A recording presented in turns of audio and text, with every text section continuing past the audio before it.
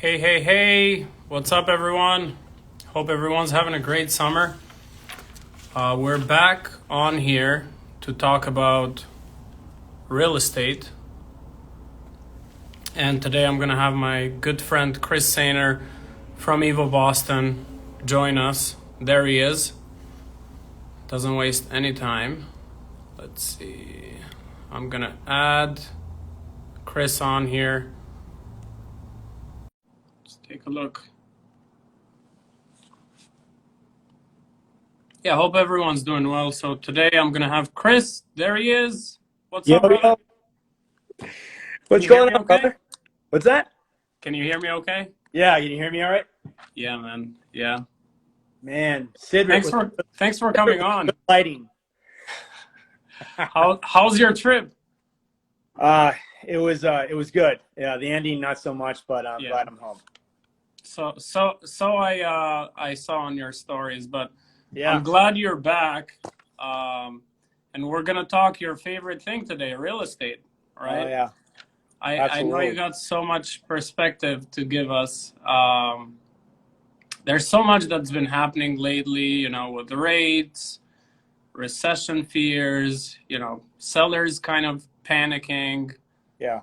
buyers, frustrated with interest rates. Yeah, so I think this is going to be a great conversation. Thanks to everyone who's joining, and please feel free to shoot some questions, comments. We'll be happy to answer with Chris. But yeah, this is gonna be on the podcast too. If you're not already listening, go on Apple Podcasts or whatever, and search for Sidrit's podcast. So this will be on there as well. Yeah, what's good, brother? How's everything? Things are good, man. Things are good. Always be busier, but honestly, Yep. I'll be blunt. It's nothing. None of this has worried me at all. I love it. I So love it. So you deal with both sides. You deal with buyers and sellers. So you're yeah, a listing agent and a buyer's agent. So yep, you kind of like see both sides of things, right? yep. What's your take on the market first, and then we'll dive a little deeper on Yeah. buyers and So sellers. so I'll say this. I'm probably going to oversimplify it, and I have a kind of a unique perspective. So my perspective is I was in sales when the economy legitimately crashed in 2008. Not to mention I was in sales in Cleveland. So as just give you a reference, okay? So in Cleveland, one of my coworkers purchased a home on a golf course. That home was about $750,000, and he purchased it in 2005. So, and I didn't know this, but apparently Ohio is like home to one of the most amount of golf courses there are. I mean, it's crazy, Oh but wow. I had no idea. I'm not a golfer, clearly. But anyway, so he purchased the home for $750,000. He's actually at the third hole at this golf course. So when the economy crashed and the dust settled, his $750,000 purchase was worth $400,000. So drop like 40% Right. easily. So to put that in perspective, people in Boston, now again, things have changed a lot in Boston, right? And I'm talking about all the boroughs, whether that's Dorchester, Mattapan, to Charlestown, to Somerville, to, so on and so forth, right? East Boston, right? Oh, 100%. But I would say the existing good markets, instead of people, cashing out, 50, 100, 100, $200,000, their appreciation that they've enjoyed, they cashed out, 10 grand, 20 grand, 30 grand, or they got flush. And so people in Boston, they thought they had a bad day. Believe me when I tell you that it was middle America that had a bad day.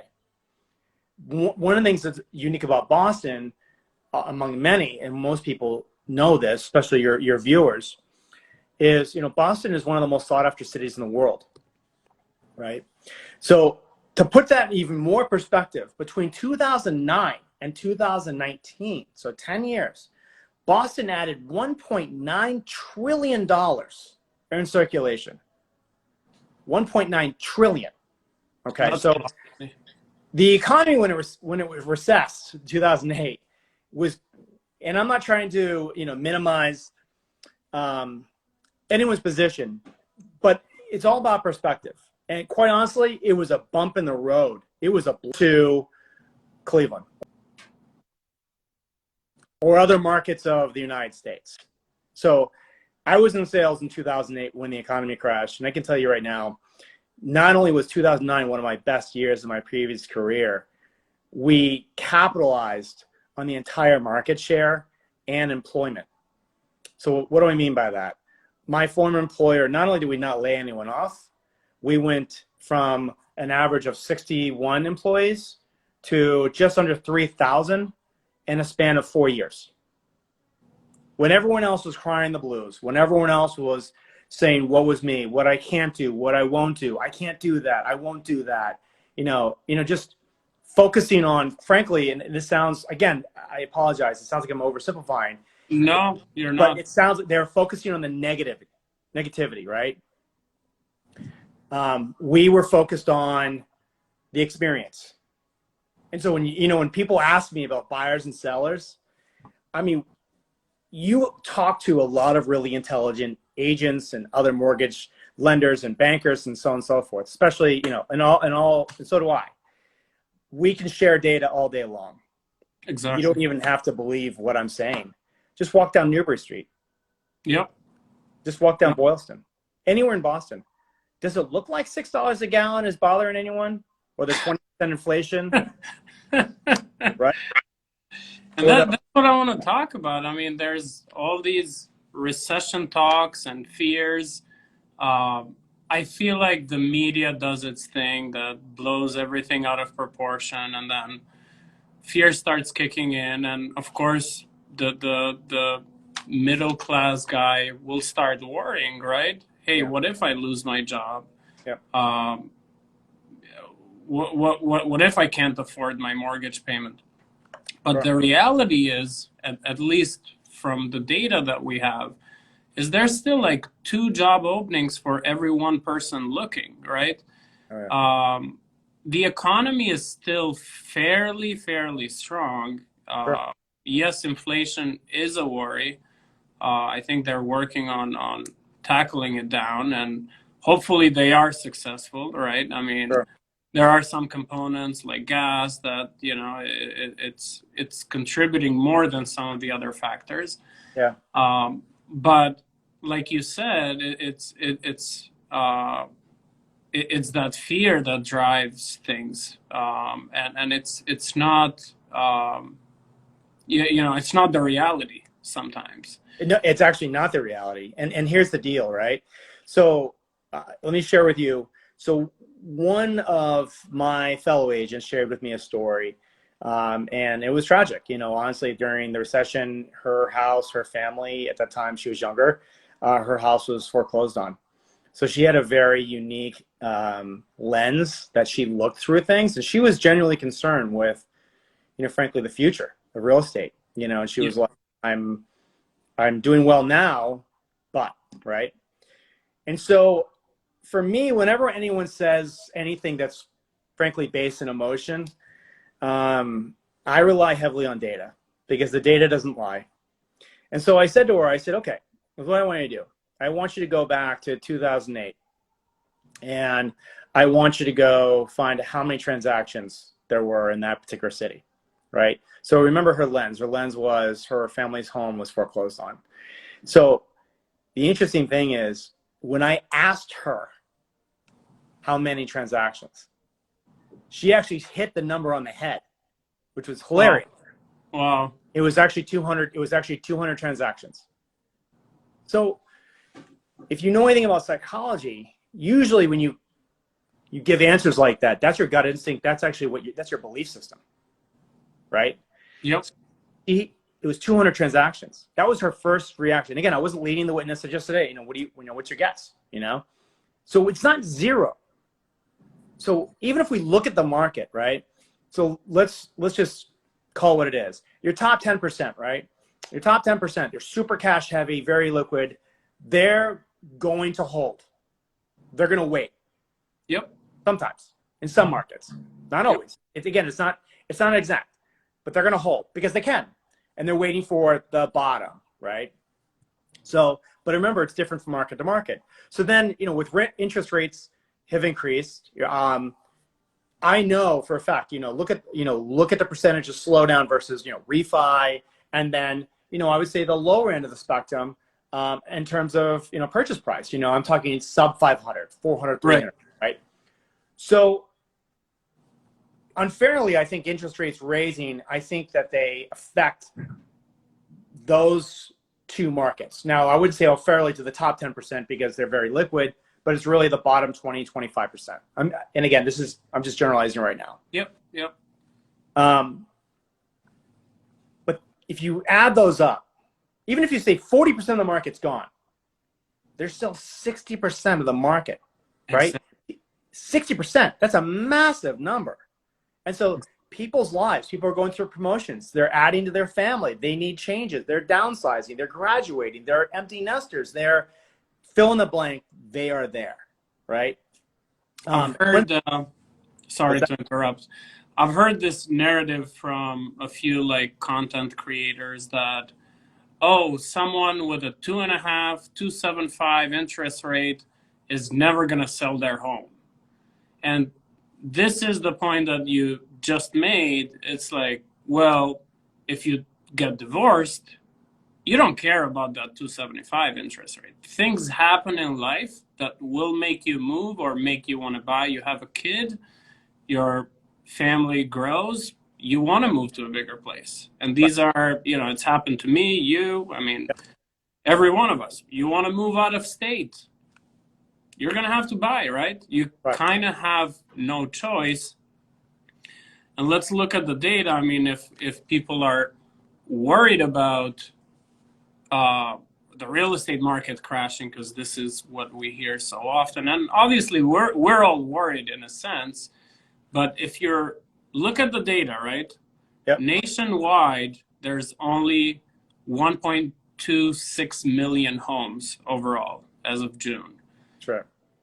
During 2008, that number was almost tripled, 3-point-something million, 3.4. So we're nowhere near anything catastrophical like that. So people need to look at inventory first. It's not even the same environment though. Exactly. It's not even the same environment. Like literally mortgages were the Wild West. You probably remember. So you're like, hey, you're like, I have great credit. I make great money. Stated. Here's a mortgage for a triple decker. Here you go. Right? And even then, I can say that because I'm old enough. You look, you're like, God, this isn't gonna be good. This can't be good. You knew it. This can't be good.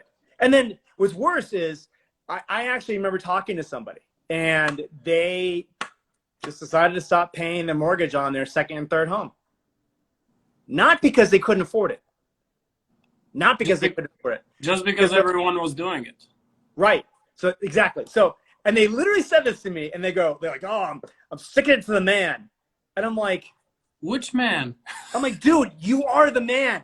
It's the taxpayers paying for this, dude. Right? So,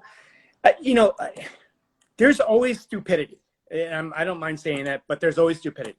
So like right now, I think you saw it also. This meme going around or this blip, somebody. There's two things that really that hedge fund manager or the money manager saying that buying a home is stupid. Yep. Honestly, everyone's like, oh, God, they just want to shoot him down.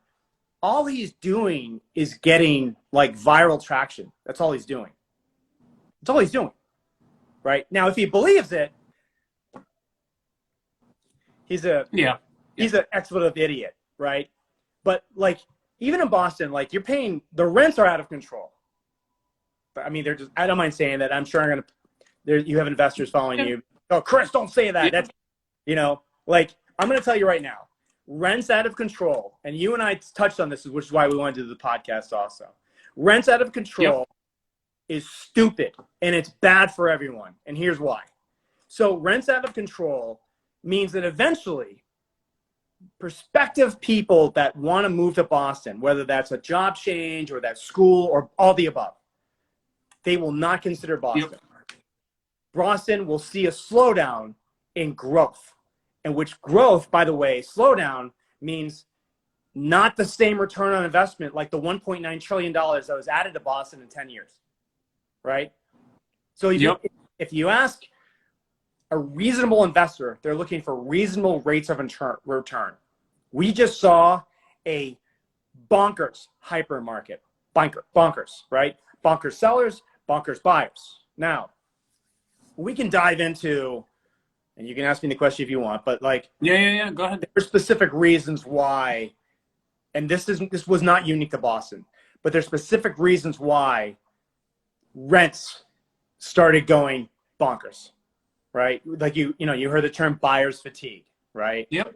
Buyers they were sick and tired of losing transactions, which is a real shame. And there's many reasons we can get it. We can go down that rabbit hole if you want. Yeah, no, I want to talk about this. So, and it's one thing, there's been so much greed over the last 2 years, right? Yeah. Whether you've been a buyer, you've been a seller. Yeah. I mean, I think people have had money. Wages have been going up for quite some time. So, it's good, but that greed part, I think that can affect a lot of things, right? It's like, I know people, and we spoke about this a few weeks back, their rents went up from like 1,500 to $2,000, right? It's like that is the definition of greed. Yeah. And you're pushing some of these like marginal buyers or renters, right, that live paycheck to paycheck. You're pushing them out, right? Yeah. You're pushing them out to further to another area. And most of these mortgages that have been locked in, they're super cheap, right? Right. The landlord's mortgage didn't all of a sudden change. It was the same. No. It's only a fraction of mortgages the past 3 months, couple of months, that are now at over 5%, right? Yep. So it's like, why are you increasing it? I mean, it's all greed. Yeah. And it's going to come back to bite some of these landlords when these tenants can afford to pay. Unfortunately, I don't think we're not going to see the dust settle until, and you let me know what you think, but probably another 18 months until we start seeing numbers. The data is going to reflect it. I guarantee you, I honestly bet you $1 million.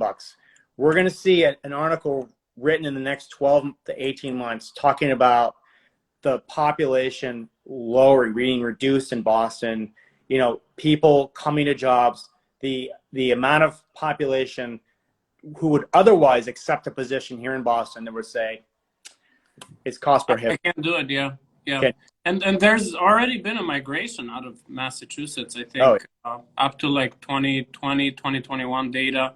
Yeah. Massachusetts, California, and obviously this is not political at all, but a lot of people moving to southern states, right? Florida, Texas, and we have a net negative migration.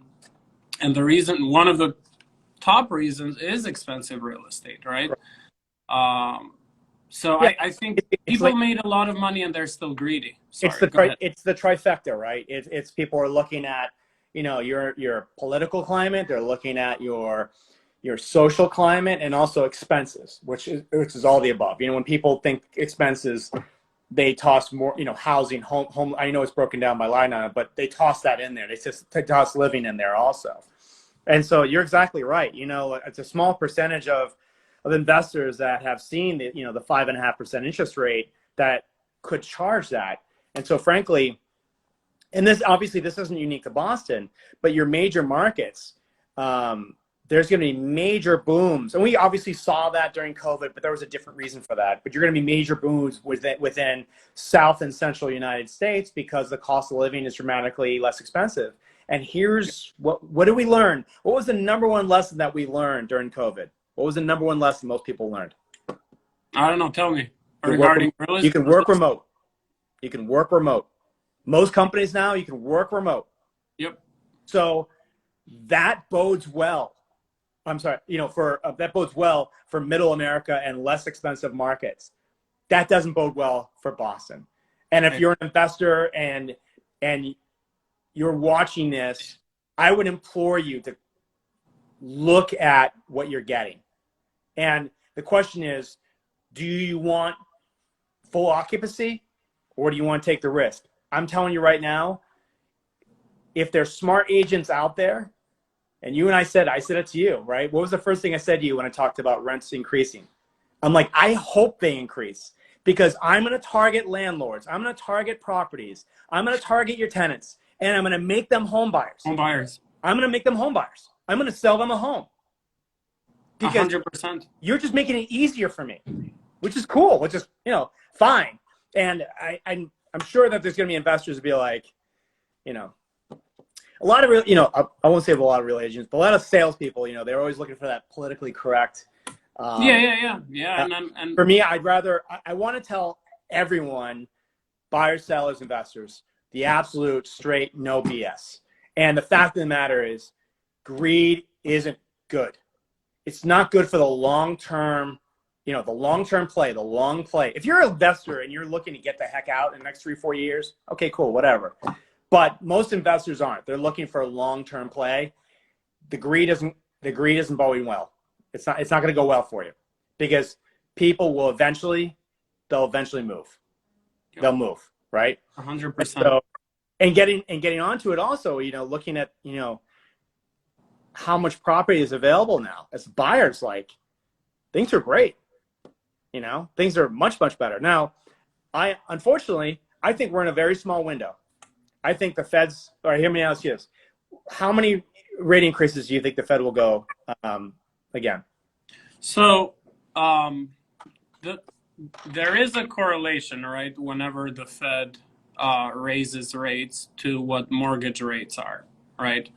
But it isn't like direct. So mortgage rates go by the 10-year Treasury bond. Right. So if, let's say, there is a recession or inflation drops, usually inflation fears will drive interest rates to go down. Right. What that Fed increase does is it increases like short-term lending, like personal loans, credit cards, HELOCs.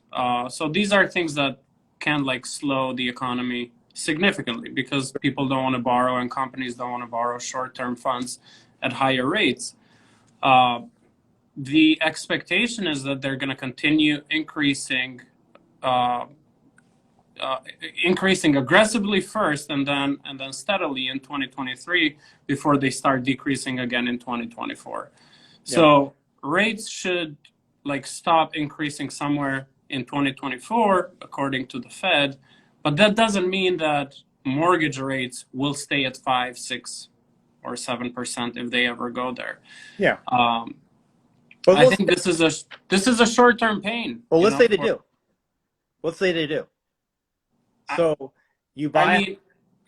It's not your ideal. It doesn't check all the boxes. It doesn't even check 90% of the boxes.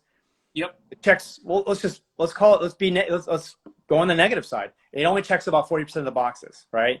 So you're paying 7% interest. You're looking at a property. It only checks 40% of the boxes versus renting. And I'm talking, when I say boxes, I'm talking about that emotional state. Like what's the kitchen look like? What's the bedroom look like? What, do I have an ensuite? All these good things, these great things.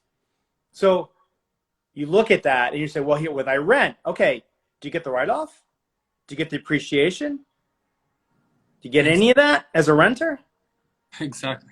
And you're like, well, I have flexibility. And look, I can tell you right now, because I was a professional renter for quite a while. What I used to hang my hat on was like, oh, like I have flexibility. I can go wherever I want to go. Great. And I also didn't build any real estate wealth at all. Good job. Yep. Stupid. I actually, that same golf course I was talking about earlier, I had the opportunity to purchase a 4-bedroom, 2,400 square foot house on the back 9 for, wait for it, $289. Wow. So originally it was listed for $370, right? So $289. So $289, and I passed on it. and it just sold just shy of $730,000. Damn. Right. And that's real estate for you. Right. And so we keep saying this. It really is. And I would say this also, like people were like, if you want to question if real estate's a good deal, you should probably dig into the research as to why major hedge funds are gobbling up communities. Exactly. And like, why now of all times? Why now? So I know it sounds like I'm bullish on real estate. It's because I am. If you don't buy real estate, you're literally cutting your nose off to spite your face. You're burning money for no reason.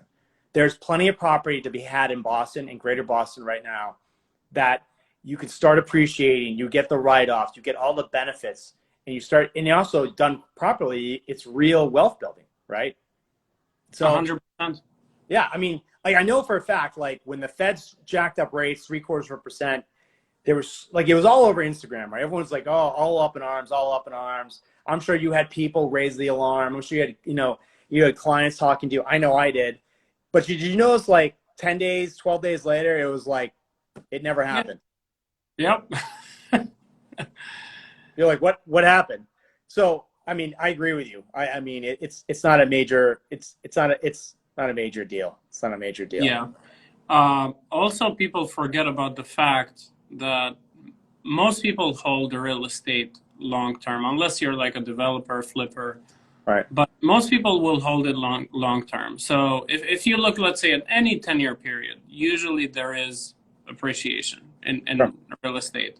Yep. You may not be looking at 19% like it was in 2021, I believe, or you're not looking at 15%, but you're looking at a steady return that by the time that you're ready to sell it or retire, sorry about that, sell it or retire, you're going to have wealth built for you, right? And we can't expect people to be like serial house hackers and entrepreneurs. Well, I mean, a lot of people have tried to, and they're still trying to. But the thing is, like, look at it this way: even if you earn 3%, 3% year over year, plus you get the write-off.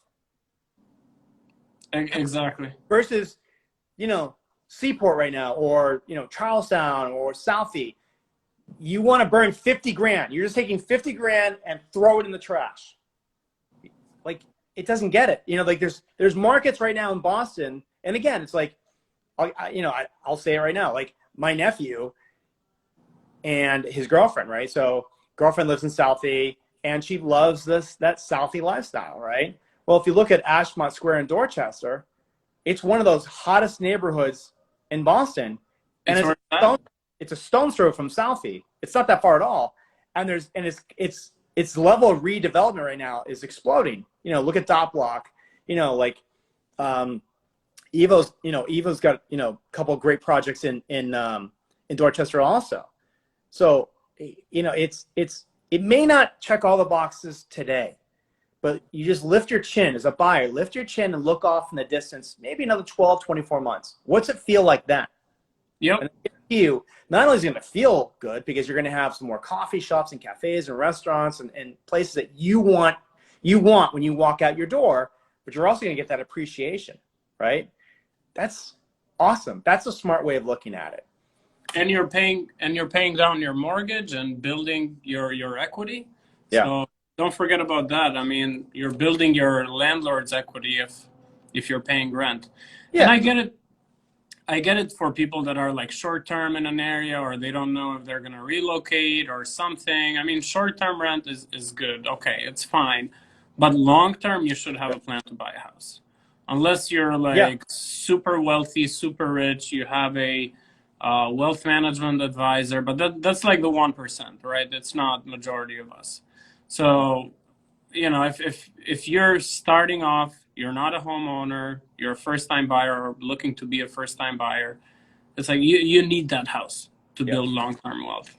No doubt about it. What's your opinion? So I wanted to ask your opinion of this. I think one of the issues with home buying, frankly, is, and I blame, real estate agents also, but I don't think people realize how easy it is to actually buy a house now. Like, I don't think they realize, because also, think about it. Everyone's coming off that hangover, that hyper market, where everyone said the same thing. Oh, you have to pay cash. You have to pay 200 grand over asking. If somebody had, God forbid, somebody had an FHA loan, they weren't even looked at, right? Yep.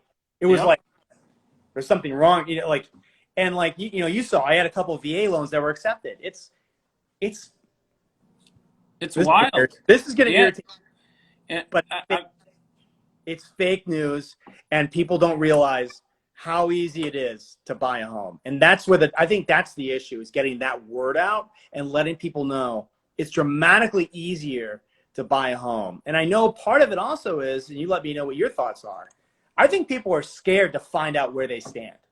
I think people get scared to talk to you and give you their personal information, and they know where they stand. And I can tell you right now, like,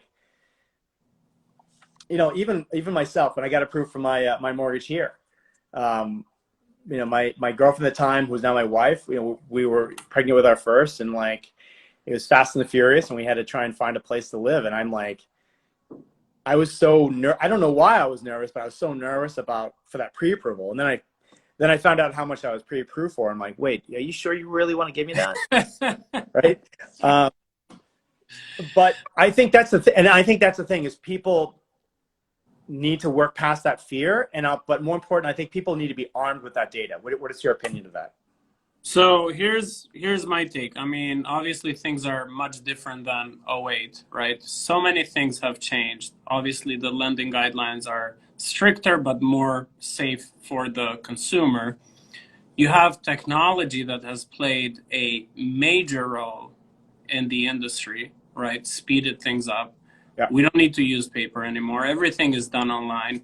Right. As a matter of fact, we have this fast track program. Not that I'm promoting my company or anything, but we have this fast track program. Well, if you're a certain borrower with W-2 and appraisal waivers, we got it clear to close within 5 business days. So it's like mind-blowing stuff. You have consumers. I mean, speaking on the consumer side, this is also one of the big differences from '08 is they're much more savvy. They're much more educated. Their credit scores are, right now, the average is like 740, 760. It's crazy. Which is amazing versus 680s, I think, back in the '08. So even the consumers are much more, because of the recession, people, what they did is they learned, right? How do I save? How do I do all these things to improve my credit and not to be in this situation again? Yep. And it brought us to where we are here. And exactly your point, which I agree with, it is so easy to get pre-approved for a mortgage, especially if you have very little debt, excellent credit, yep, and a steady income, right? Which most people do. And to your point, I speak to many people, and just like your reaction when you bought your home, it's like, are you sure? Like, I get pre-approved for 600 grand right, or 700 grand. So it's good. But I think ideally, like, people want to look at what their budget is. If they cannot afford a certain area, look at other areas, right? that's the other thing too, is that, I would say this, obviously kind of sounds like a self-plug. It is, but frankly, one of the advantages, in my opinion, with me is that not only do I live in the Midwest, but I'm from Boston also. So I don't have any of that confirmation bias that a lot of people have that are indigenous. They're basically, they grew up and lived in a certain area of Boston or Cleveland, for example. Give you an example, like, for example, when my wife and I, we purchased investment property in a city called Maple Heights outside of Cleveland, all my best friends from Cleveland were like, why would you buy there? That can't be. We did renovations on all the units, and we got bidding war in 24 hours, and we got over ask, and we sold all. I mean, and that's the thing is, so if you create a community, you create places that interest you, people will come, right? That will go there. It doesn't have to be. It may not be what you like, but that doesn't mean that people won't consider it, right? Yep. And that's the same thing with Boston. You just touched on that. There's other markets in Boston. There's so much opportunity in Boston, right? And how often have you talked to somebody where they were dead set on a certain area and then they fell in love with a different town completely? All the time. All the time. Right. And, right. and I think like I have properties, like I'll set up showings and I'll throw a few in there to kind of test their commitment to a certain thing. Obviously, I want to stick within certain parameters, like they have to have 2 beds, dogs, stuff like, I'll stick with that, right? And it almost without fail, it makes them pause and they're like, I never thought of that before. And so if there's so much opportunity, and that's I think that's frankly the point, is that even when interest rates, even if there were to increase to 7%, for example, Nate, I see you, bud. I see you. Nate, he made a comment about rents are based on what people are willing to pay. Well, I don't, to that argument, I don't want to pay $5.50 a gallon for fuel, but I have to get to work. I have things to do. I got to take my children to school, right? Yep. And so you could easily say that, well, that's what people are willing. I'm telling you right now, cost of living as a whole, this includes food, fuel, and housing, cost of living, will become a tipping point. And we will see data 12 to 18 months from now, if we continue along this trajectory, that Boston will see a reduction in desire. They will see it, and that number will come all the way down from rents to purchases, transactions, everything, and including retail numbers, retail dollars spent, right? Yep. But the point is that there's plenty of opportunity in Boston to buy a house. There's plenty of opportunity. How many clients have you talked to, and they're like, I have to buy a single family house? Oh, that's the majority. But they have no children and they have a dog. Oh, no children. Yeah, I mean, it depends. I mean, if they have no children, I mean, usually people are flexible into condos, townhouses. Like they don't want to go for the suburbs. They'd rather live in the city. Well, let me touch on that. So my girlfriend at the time, my wife now, she was living in East Boston in 670 square feet, and we're about to have our first child, and we had a big dog. So having a child, obviously, that's not great. And I'm going to say this, right? This is full transparency. She wanted to sell her place in East Boston and buy a triple decker in East Boston, right? So I wasn't in real estate at the time, and I'm like, no. I'm like, I had this idea in my head. I'm like, I want to live near the water, blah, blah, blah, blah, blah, right? I can tell you right now, when you have a condo and you have kids, one of the things you're not doing on the weekends is mowing the lawn or any lawn care, right? And honestly, I was stupid. I should have listened to her. We should have bought a triple decker, waited till my son got 4 or 5. We would have had our daughter by then. And at that point, we would have earned $450,000 to $500,000 in appreciation. Ish, right around there. Yep. And then bought our home somewhere else. Do you know what I'm saying? I know, but you can never time the market, or you don't know how things are. But it's not about timing the market. It's like people with kids, they're like, oh, I have to have a house. I'm telling you right now, if you're a new family and you're just starting out, I understand you need more room. Like that's a given. But you don't have to. Exactly. But I'm telling you, when you're a new parent, you're in jail. You have no life. So at the very least, you can get out of your condo. By the way, you're renting both other units, so you're getting cash flow. You're getting your mortgage paid for, and you're getting appreciation. And they'll force you to go to the park. Like, we spent a ridiculous amount of money for a swing set and a fort. Do you know how many times my kids use it? Yeah, I did the same mistake. I think we all do the same mistakes, and it's great that we're talking about it so other people can hear this perspective. Yeah, no, but I think the problem is that people, and including I did it with myself, you lie to yourself. And you don't have anyone to just tell you I'm working with a client right now, and we were looking at a particular price point, and it went up, and now it's going back down, and then she happened to throw this other listing back in that range, and I had to tell her, we tried that. That's out of the scope of reality. She goes, yeah, you're right. You know, people need to be honest with themselves. And Yeah. I'm super, you know, why I'm super passionate about real estate is because I look at a lot of smart people that have generated tremendous amounts of wealth and financial freedom. Like, forget the money. It's about financial freedom done correctly with real estate. Cleveland's a different conversation. Yep. We can still do that, but it's a different conversation. There's so much opportunity in Boston to do it right. I just want to tell people my story, and I want them to do it right. I want them to do better than I did, because guaranteed. And to your point, talking about credit, right? So one of the things I heard about was like millennials are, you know, this is years ago, you know, they're uneducated about credit. And this is one thing we have to teach. On the contrary, millennials are exceptionally well read. They're exceptionally intelligent with their credit. Look at the numbers. You don't don't even believe me. Like, they're so much better with their finances and credit than I was. It's because of '08. It's because of 2008. I can guarantee you.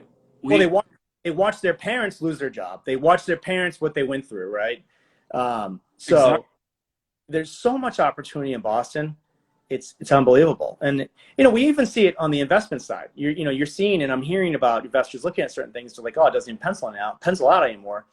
And I know construction costs right now are. Yep.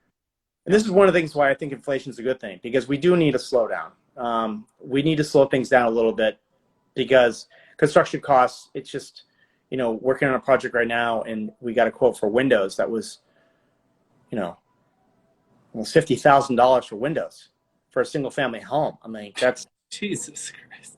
I know it's so. My take is this what's happening right now.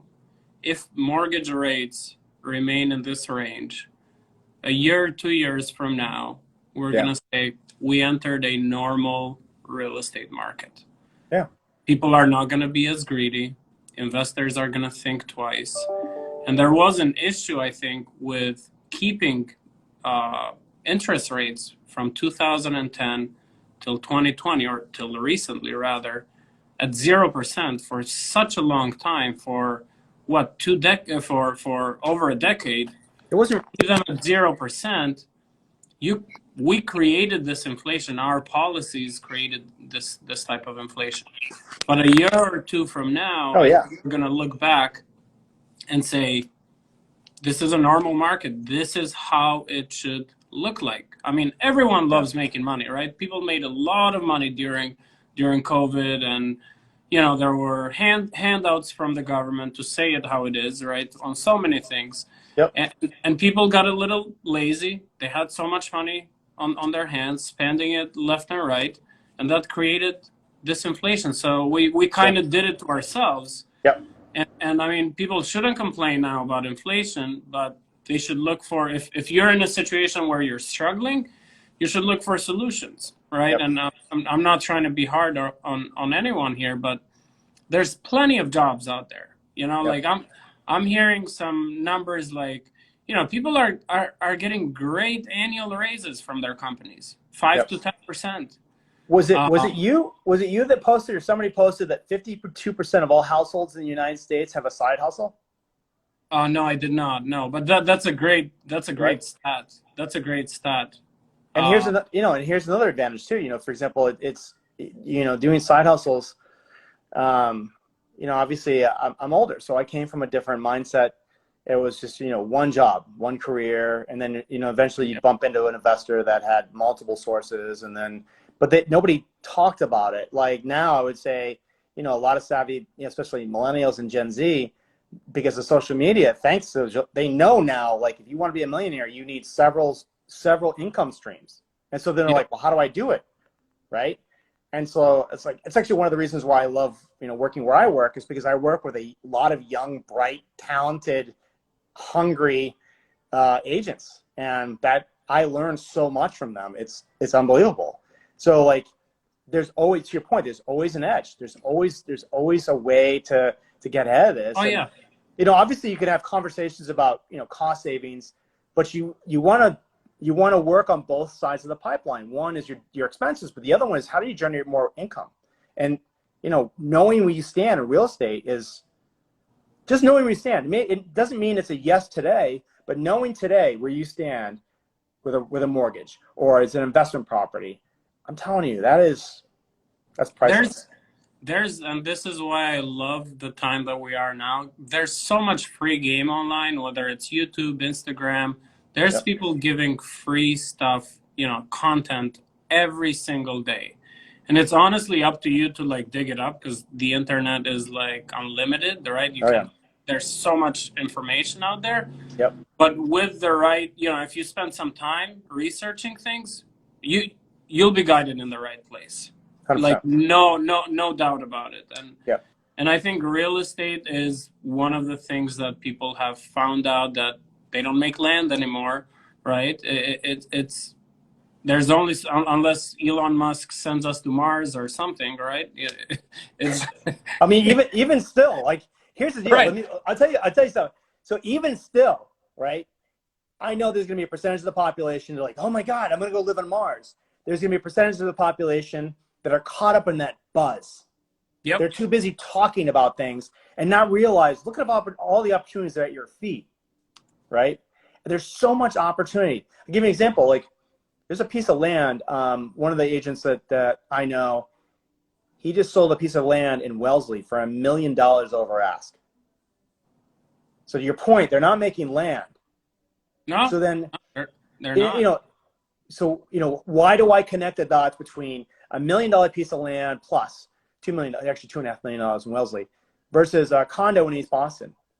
It's real estate. You froze. Buy it. Don't. And also, that's why I think also is now we're in a top. I think we're in a small window of opportunity. Do it while rates are still relatively low. Look, 2%, 3% for interest rate. That's not reasonable. No, it's not. I think 4 and 5 is where it should be. That's 4, 5, and lower sixes is where that's a normal market. And if you think you're waiting for 2, 3%, I'm not sure we'll ever see those rates again. Because the entire state of the United States, in terms of geography and property investment, it's completely changed. So I don't think we'll ever see that. There's no need for that, right? Yep. But buy real estate. Either if it's your first, again, it may not check all the boxes, but you start building equity right away, especially in Boston, greater Boston. Yep. We could talk about emerging markets some other time, but we can do this again. Let me ask you something. What do you think, in your opinion, what do you think are the top mistakes that agents make with their clients? Oh, that's a good one. I'm going to say this. I am an advocate of doing the right thing. I want to tell my clients everything. They need to know everything. But sometimes there are clients where they are obsessed with something. That's what they want. Yep. Give them what they want. Like, we're all trying to do the right thing. And I have no doubt you and your colleagues and so many other realtors, they want to do the right thing. But if someone is obsessed with a single family, or, like our conversation earlier, with a certain market, let them be. I mean, first of all, there's some agents, and me as a lender, it's like, we want to tell them otherwise. Hey, these are your other options. Maybe this is better because I think it's better. Yeah. But for them, it may not be. So I think trying to look in their lens and what they want, but obviously still guiding them, in the right direction. Yeah, I mean, 100%. First and foremost, as a professional, so what's rule number one when you want to build trust and rapport? Well, you got to do what they say, but do it their way first. And while also trying to consult and guide them and give them your professional opinion. But you're exactly right. If somebody is insistent on a specific, neighborhood or city or so on and so forth, okay. Yeah. I mean, that's part of the relationship. That's like basic relationship 101, right? If you're looking for a legacy relationship, and I'm talking a relationship that them for years and years and years and years, which everyone in sales says they do, but seldom do they actually execute on that. But if you're looking, you do the right thing, right? And sometimes, anytime, and this is like myself, right? You have to learn the hard way. You do. or just patience. You know, it's You not do. impossible. You know, like you're looking for, I have a client right now, you know, it's looking for a certain budget. You know, it's between, you know, $1 million, 2 million. And unfortunately in those markets, it's an extremely saturated market. And it's very difficult to find something. Doesn't mean it's impossible. Yep. Right? You just stay the course. I think one of the mistakes that, at least I can say, I'll just say this, and I won't talk about a specific group. I'm a big believer in staying in your lane. Big believer, right? You work with and you circle yourself with professionals, people that know what they're talking about, and I would argue almost more important than knowing what you're talking about is they can get things done. And then advise within your lane. So, Yep. I think that's a mistake. I think it's a mistake when I see people who are on either side of the desk, whether that's a mortgage lender, broker, or a real estate agent, and they start trying to speak intelligently. And especially, you could poison the well really, really quickly. You could say something that's incorrect. But most importantly, it's just not, I don't think it's doing right by a client. And so, like, I mean, I can talk about interest rates, but I'm not a mortgage lender. Right? And so and I'm not up to speed with all the protocols, the classifications, the approval processes, the underwriting. Things change in your world dramatically every single day, just like in real estate as a whole, right? Exactly. What's true today could literally change tomorrow. So I think, you know, if you're a client and you're looking to buy or sell, you really got to work with somebody who, quite honestly, they can connect you with the right people, but they stay in their lane, because there's so much when it comes to real estate. You can't cover it all.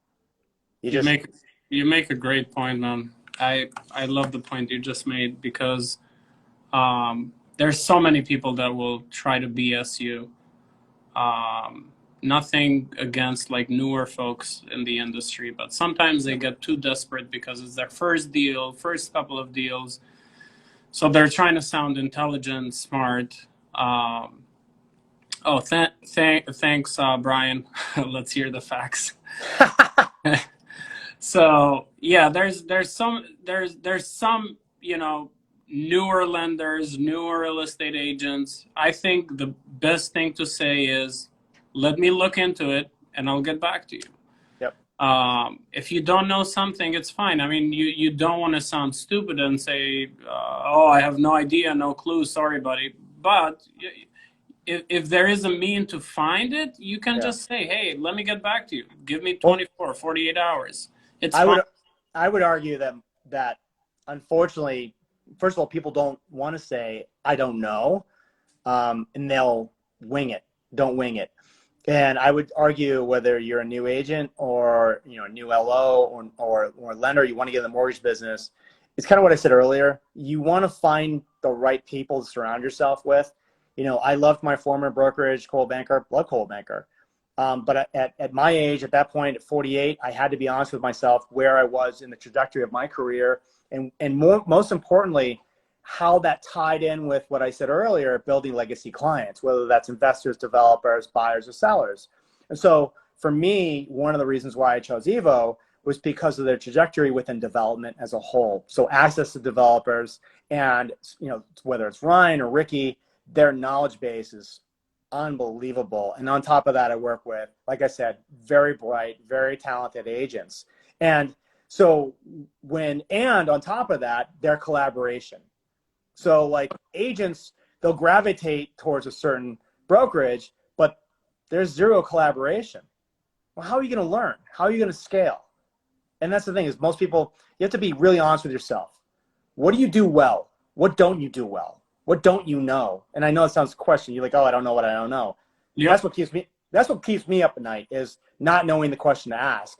But most importantly, I've surrounded myself by the right people. You know, whether it's you or Ricky or Ryan or Dan or you know, Alexa or Karina or Jonathan or, you know, Juan, whoever I'm working around or with, I know that I'm getting the right information for my clients.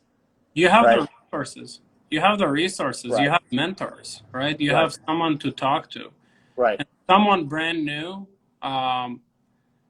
if you go to like any mortgage company that doesn't support you and doesn't have, you know, the right tools, Yep. you're gonna fail, or you don't have a good boss that Yep. will answer all your questions. Like Yep. you like there's so much stuff regarding like guidelines in the beginning. Yep. You're like freaking lost, you know, like Oh yeah. you hear all these terms. I mean, I came from a banking background, so I had a okay understanding of the terms and everything. Right.